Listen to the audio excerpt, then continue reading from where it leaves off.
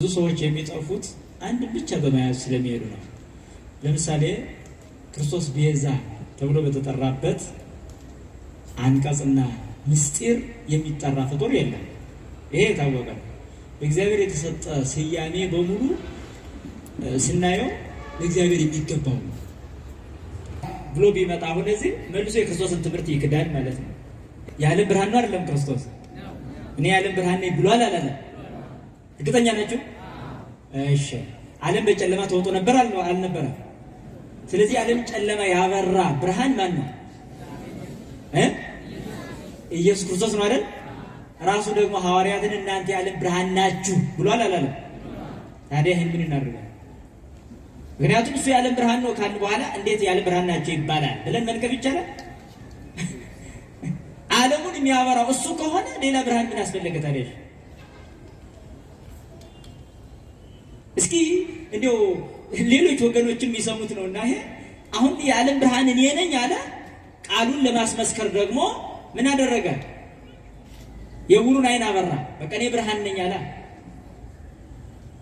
አንድ ገጽ በሚል አንድ አካል በሚል ጨለማ ውስጥ የነበሩትን ሶስት አካል በሚል ወደ ብርሃን አውጥቷል። ሕዝብ ዘይነብር ውስተ ጽልመት ወጸላሎተ ሞት ብርሃን ሰረቀ ላዕሌሆሙ ማለት በጨለማና በሞት ጥላ ስር ለነበሩ ብርሃን ወጣላቸው ተብሎ ብርሃን ክርስቶስ ተገለጠ።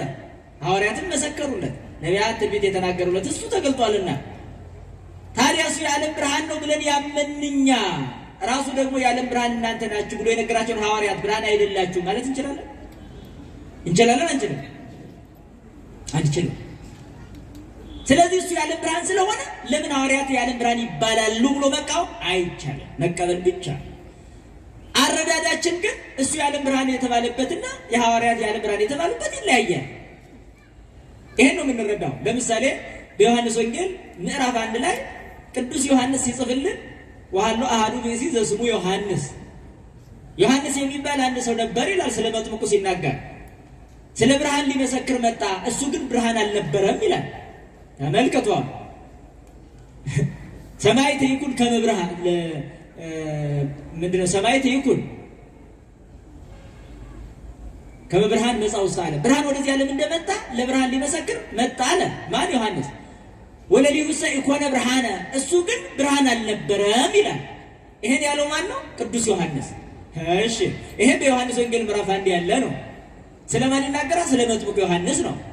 እንደገና በዮሐንስ ወንጌል ምዕራፍ 3 ላይ ጌታችን ኢየሱስ ክርስቶስ ደግሞ ስለዚሁ ስለ መጥምቁ ዮሐንስ ምን ይላል? እሱ የሚነድ መብራት ነበር ይላል። ዮሐንስ ምን አለ? ለክርስቶስ በጠራበት አንቀጽ ብርሃን ተብሎ እንደማይጠራ ስለ መጥምቁ ዮሐንስ ተናገረ። ራሱ ክርስቶስ ደግሞ ለሰዎች የሚገባ ለአስተማሪዎች የሚገባ ብርሃንነትን ሲያመለክት የሚነድ መብራት ነበር ብሎ ገለጸ። አሁን የዮሐንስን እንቀበል ወይስ የጌታን እንቀበል? አይ የጌታን መቀበል ካለ የዮሐንስ ወንጌል በሙሉ ውድቅ ነው ማለት ነው።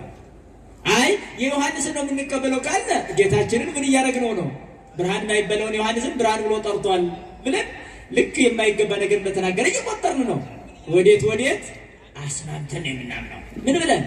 ዮሐንስ ወንጌላዊ ስለ መጥምቁ ብርሃን አይደለም ያለው ክርስቶስ በተጠራበት ብርሃን፣ ክርስቶስ ብርሃን ተብሎ በተነገረበት አንቀጽ፣ በተነገረበት አረዳድ፣ በተነገረበት ምስጢር ብርሃን ተብሎ አይጠራም ነው ዮሐንስ ፍጡር ስለሆነ።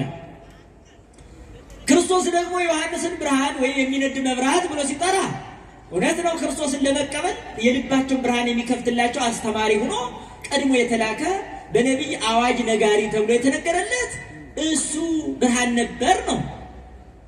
ታዲያ ግን እንደ ክርስቶስ ያለ ብርሃንነት ግን አይደለም። አምላክን ብርሃን ስንልና ፍጡራን ብርሃን ስንል ይለያያል። ፀሐይም እኮ ብርሃን ይባላል። ልብን እንደሚያበራው እንደ ክርስቶስ ነው እንደ ፀሐይ። ታዲያ ያን ጊዜ ፀሐይ አያስፈልግም ይላል። ታዲያ በኋላኛው ዘመን እውነተኛው ፀሐይ ያበራል ይላል። እሱም ኢየሱስ ክርስቶስ ነው። እችኛዋ ፀሐይም ፀሐይ ትባላለች፣ ኢየሱስ ክርስቶስም ፀሐይ ይባላል። ስለዚህ አሁን ፀሐይን በተመለከተ ፀሐይን ስላወራ ክርስቶስን አለ በቃ ፀሐይ አያስፈልገኝም ልል ነው? ኢየሱስ ክርስቶስ ብርሃን እኔ ነኝ ስላለ ሐዋርያት ብርሃን ናችሁ ያለውን አልቀበልም ልል ነው? አይደለም። ሌላም ላሳያችሁ። እኔ እውነተኛ እረኛ ነኝ አለ። ይህ ማለት ጠባቂያችሁ እኔ ነኝ ነው። በጣም ጥሩ። በዮሐንስ ወንጌል ምዕራፍ 10 እኔ እረኛችሁ ነኝ ጠባቂያችሁ ነኝ ካለ በኋላ እንደገና በዮሐንስ ወንጌል ምዕራፍ 21 ላይ ጴጥሮስን ምን አለው? የዮና ልጅ ስምዖን ሆይ ትወደኛለህ አለው። እንድምወድ አንተ ታውቃለህ አለ። በጎችን ጠብቅ አለ።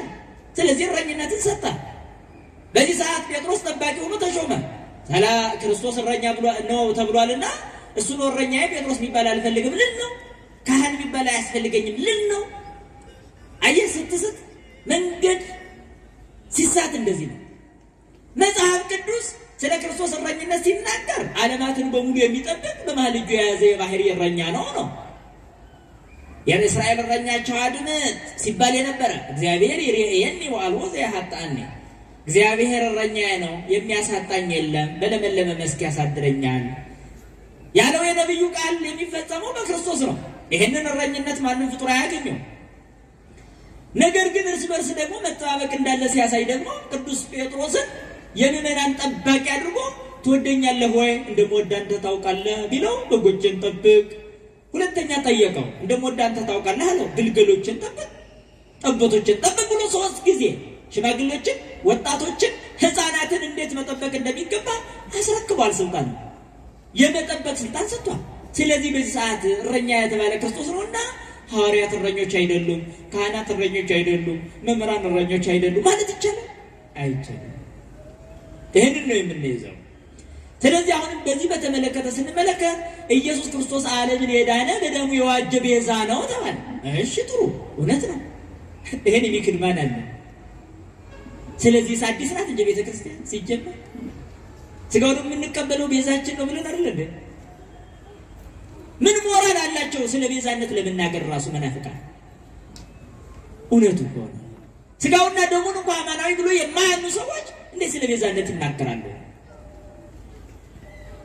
እሺ ስለ መስቀል ክብር እንኳን መናገር የማይችሉ ሰዎች በመስቀል ላይ ስለተሰቀለው የመናገር ሞራል የት አላቸው? እስኪ ንገሩኝ።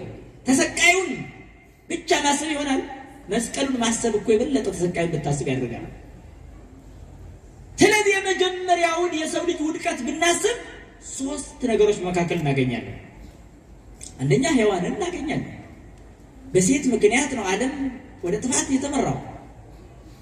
የሴትን ምክር በመስማት ደግሞ አዳም እንደዚሁ በጥፋት ጎዳና ውስጥ ወደቀ። ለዚህ ሁሉ ደግሞ የሞታቸው ምክንያት ዕፀ በለስ ነበረች። ስተው የወደቁባት እንጨት ናት። ስለዚህ በሴት ምክንያት የጠፋውን ዓለም ለመጎብኘት በሴት በኩል መጣ። አስተውሉ። ታዲያ ሔዋን የስህተት ምክንያት አይደለችምን? ናት። ሐዋርያው ቅዱስ ጳውሎስ ስህተት በሴት በኩል መጥቷል ይላል። ስለዚህ በሔዋን ምክንያት ስህተት ከመጣ በእመቤታችን ምክንያት ድነት መጣ ማለት ነው። ምንድን ነው?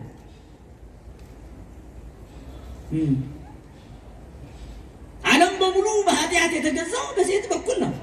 ስለዚህ ዓለምን ሊዋጅ የመጣውን በሴት በኩል አደረገው። ስለዚህ እኮ የሔዋን ምትክ ሁና መጣች ነው፣ አንጻር ሁና። ስለዚህ ሔዋን የጥፋታችን ምክንያት፣ እመቤታችን የመዳናችን ምክንያት። ይሄ ነው አንጻር ቤዛነት። ቤዛ ማለት ምትክ ማለትም ጭምር ነው። አያችሁ፣ ቤዛ ማለት ምትክ ማለት ነው። ፈንታ፣ ስለ፣ መዳን፣ ማዳን ሚለው ሁሉ ትርጉም ያዘለ ንግግር ነው። ጫማ ለእግር ቤዛ አይደለም እንዴ እናንተ ሞኞች? ልብስ ስለገላ ቤዛ አይደለም እንዴ? ሌላ ቀርቶ ቤዛ ማለት እኮ አንተን ሊወጋ የነበረው ሰው ጫማህን ይወጋል። አንተን ሊመታ የነበረ እንቅፋት ጫማህን ይመታል። ጫማ እንኳን ቤዛ ተብሎ የመጠራት እኮ ሞራል አለው። ለምን? እግርህን ስለጠበቀ። ይህ ስያሜ አሁን ከብሎ ይታየዋል ሰው። ዓለምን ለማዳን ደሙን ካፈሰሰው ከክርስቶስ ጋር የሚነጻጸር የፍጡር ቤዛነት ማን ተናግሮ ያውቃል? ለምንድን ነው የሚወረፉት? ኖር አይደለም ያለ ስም መስጠት፣ በስም አጥፊነት ሳይጠየቁ ሰዎች በመስቀል ላይ የተሰቀለውን የክርስቶስን የማዳን ስራ ከፍጡር ጋር አመሳስሎ የሚያውቅስ ማን አለ? ስለዚህ ነው በሔዋን አንጻር እመቤታችንን እናገኛለን፣ በአዳም አንጻር ደግሞ ክርስቶስን እናገኛለን። መጀመሪያ ወንድ ሴትን ያለ ሴት አስገኝቶ ነበርና ሁለተኛ ሴት ደግሞ ያለ ወንድ ወንድን አስገኘች። ምስጢሩ አዳም ያለ ሴት ሔዋንን አስገኘ። እመቤታችን ደግሞ ያለ ወንድ ክርስቶስን አስገኘች። አንጻር አይደለም ይሄ ወኮነት ፈዳይተ ዕዳሃ ለሔዋን እመቤታችን የእናቷን የሔዋንን ዕዳ ከፋይ ሆነች አለለም ቅዱስ ዮሐንስ አፈወርቅ። ከሊቁ ዮሐንስ አፈወርቅ የሚበልጥ እንዲሁ አሁን የተነሳል ነው ረተው እናንተ የእናቷን የሔዋን ብድር ከፋይ ሆነች አለ። የማን ብድር? የሔዋን። ምን አይነት ብድር? ያለ ሴት ከወንድ ተገኝታ ነበርና ሔዋን። ስለዚህ ሔዋንም ከአዳም ጋር ለመስተካከል ያለ ወንድ ማስገኘት ነበረባት። የወንዶች ዕዳ በሴቶች ላይ ነበረ። ይህ የተከፈለው በድንግል ማርያም ነው። ያለ ወንድን ወለደች። ያለ ሴትን የወለደ አዳም ባመጣው መዘዝ ዓለም በሙሉ ተጎሳቆለ። ያለ ወንድ ድንግል ማርያም በወለደችው በክርስቶስ ደግሞ ዓለም በሙሉ ወደ ክብር ተመለሰ። ይሄ ነው የምናወራ ያለ። ዓለምን የሚዋጅና የሚያድነው ደም ከሷ የተነሳ ነው። ከሷ የተከፈለ ነው።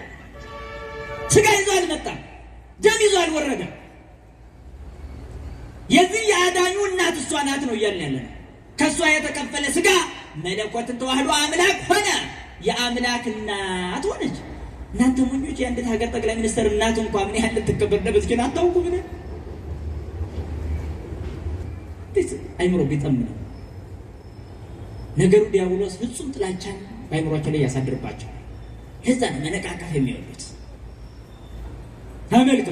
ከዛ በኋላ የአዳምና የሔዋን በዕፀ በለስ የመውደቅ ምስጢር ነበረ። ክርስቶስ አሁንም በሴት ምክንያት የመጣውን በሴት በኩል ሊሽር ስለወደደ ከሴት ተወለደ።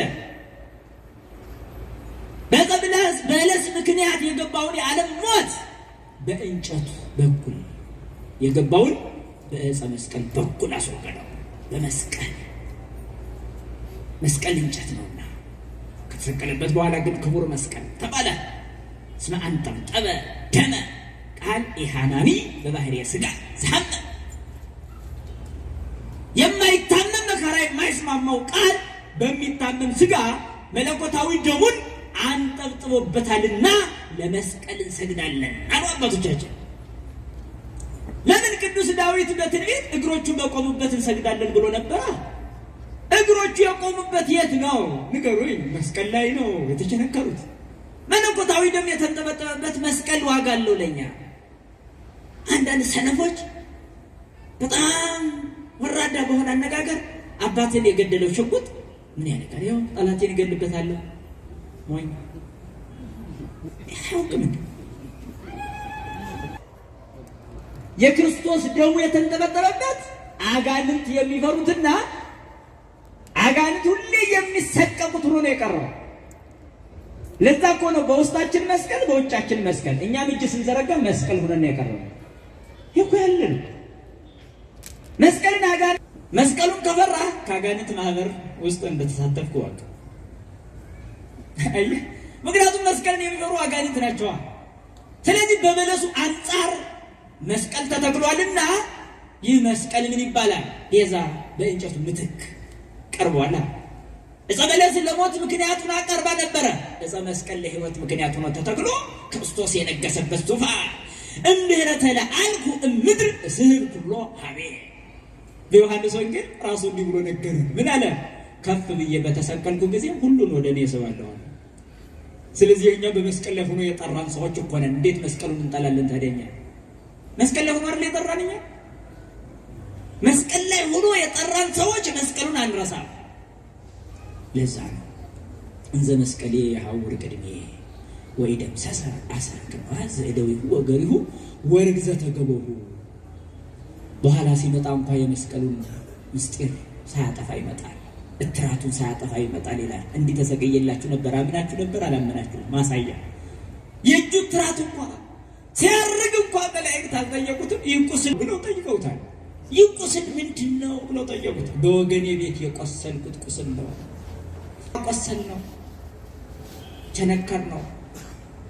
ያ ብቻ አልበቃ ብሎ አሁን ደግሞ ባለማመን ያቆስሉታል። ስሙን በክፉ በመጥራት ያቆስሉታል። ለራሳቸው ይባሳቸው እንጂ ኢየሱስ ልዑል ነው። ችንካሩን ብትረግጠው ለአንተ ይባስ እንጂ ችንካሩ ምንም አይሆንም ተብሎ አይደል? ሳውልን ሲያሰድድ የነበረው እኮ በዚህ ነው የመለሰው። እና ስለዚህ በሔዋን አንጻር እመቤታችንን፣ በአዳም አንጻር ክርስቶስን፣ በዕፀ በለስ አንጻር መስቀልን እንረዳለን ማለት ነው። አሳች በሆነው በዲያብሎስ አንጻር ደግሞ ቅዱስ ገብርኤልን የእውነት ቃል የተናገረው ለዚህ ነው። አብሰራ ዲያብሎስ ለሔዋን ወለደት ቃኤልሃ ዘውቱ ምክንያተ ሞት።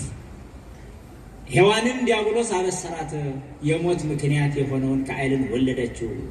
እመቤታችን ግን የብርሃን መልአክ አበሰራት፣ ሕይወት ሁሉን ወደ ሕይወት የሚመራውን ክርስቶስን ወለደችው። ንጽጽሩ ይሄ ነው። የሔዋን ዕፀ በለስን ልብላ ማለት ሞትን አመጣ። የሚገርም እኮ ነው። ልብላ የእመቤታችን ደግሞ እሺ ብላ መቀበል ሕይወትን አመጣ ይለናል። ለዚህ ነው ኪያኪ ሰናይተ ዘፈጠረ ለቤዛ ዓለሙ ያሉት እንግዲህ ሊቃውንት ሁሉ ጊዜ በቤተ ክርስቲያን የሚቆሙ እግዚአብሔር ይትባረክ ወይትአኮት ስሙ፣ አንቺን ለዓለም ቤዛ የፈጠረ እግዚአብሔር ይክበር ይመስገን ብለው አመሰገኑ። ረጋ እሷ በመሆኗ ቤዛዊተ ዓለም ተባለች። ይህንን የሰጠ እሱ የማዳን መንገድ ከኛ እንዳይርቅ በክርስቶስ ባለን እምነት ልንጸና ያስፈልጋል። አዲስ ክርስቶስ የሚነግሯችሁ ካሉ ግን አይተው በሏቸው። ተው እናውቀዋለን በሉት። እናውቀዋለን። ኦርቶዶክሳዊት ቤተክርስቲያን ያላስተማራችሁ ክርስቶስ እናንተን የሚሰብካችሁ ሊኖር አይገባም። አንቡ፣ ተሳተፉ። ቅዳሴው ሥጋ ወደሙ እርግጠኛ ነኝ ሥጋ ወደሙ ተቀበሉ። ያን ጊዜ ነው ክርስቶስ ማን እንደሆነ ግልጽ የሚሆን ለኛ። አለበዚያ ግን ከመናፍቃን አንሻለን እንዴ እና እንደዚያ ነው ማለት ነው። ተግባባን አይደል? ለእግዚአብሔር የሚሰጥ ለፍጡራን ተሰጥቶ ብናገኝ ስሙ አረዳዳችን ግን ልክ ነው። አንድ አይነት ነው እንዴ? ለምሳሌ ሐዋርያው ቅዱስ ጳውሎስ እግዚአብሔርን ብፁዕ ብሎ ይጠራዋል አይደል? ታዲያ አሁን አባቶቻችንን ብፁዕ አቡነ ገሌ ብለን አንጠራም እንዴ? ታዲያ እንዲህ ማለት አንድን ጳጳስ ከእግዚአብሔር ጋር እኩል አደረግን ማለት ነው አይደለም። አያችሁ፣ ክርስቶስ መምህር እንላለን። ከዛስ አስተማሪዎችም ሁሉም በዚህ ዓለም መምህራን አሉ። ታዲያ የኛ መምህርነትና የክርስቶስ መምህርነት አንድ ነው ማለት ነው? እሺ፣ ክርስቶስ ንጉሥ እንለዋለን። ታዲያስ በዚህ ዓለም ያሉ ነገስታትን መገሌ ንጉሥ ብለን ስንጠራ ኖረናል። ታዲያ በዚህ ዓለም ያሉ እንደና አፄ ኃይለ ሥላሴ ንጉሥ ተብሎ ቢጠሩ እኩል ነው ማለት ነው? አይደለም። ሙሴ አምላክ ተብሎ ተጠርቷል። ረሰይኩከ አምላኮ ለፈርዖን፣ የፈርዖን አምላክ አድርጌሃለሁ ይላል እግዚአብሔር ነው ያለው። ሙሴ አምላክ ተብሎ ተጠራ ማለት እግዚአብሔር አምላክ እንደሚባለው ማለት ነው? አይደለም። አያል ስለዚህ ነው ለእግዚአብሔር የሚሰጥ ስም ለፍጡራን ተሰጥቶ ብናገኝ እኩል አይነት አረዳድ ከተረዳን ጉድጓድ ውስጥ እየወደቅን ነው። ይሄ ነው የእውቀት ማነስ የሚፈጥረው ነው ይሄ እንጂ ለእግዚአብሔር የተሰጠ ቅዱስ ቢል ክቡር ቢል ምን ቢል ለእግዚአብሔር የተሰጠው ለፍጡራን ተሰጥቶ ስናገኝ እኩል አረዳድ እኩል ምስጢር እንዳልሆነ ማወቅ መረዳት ያስፈልጋል ማለት ነው። ለነበረን ጊዜና ሰዓት አምላካችን የተመሰገነ ይሁን።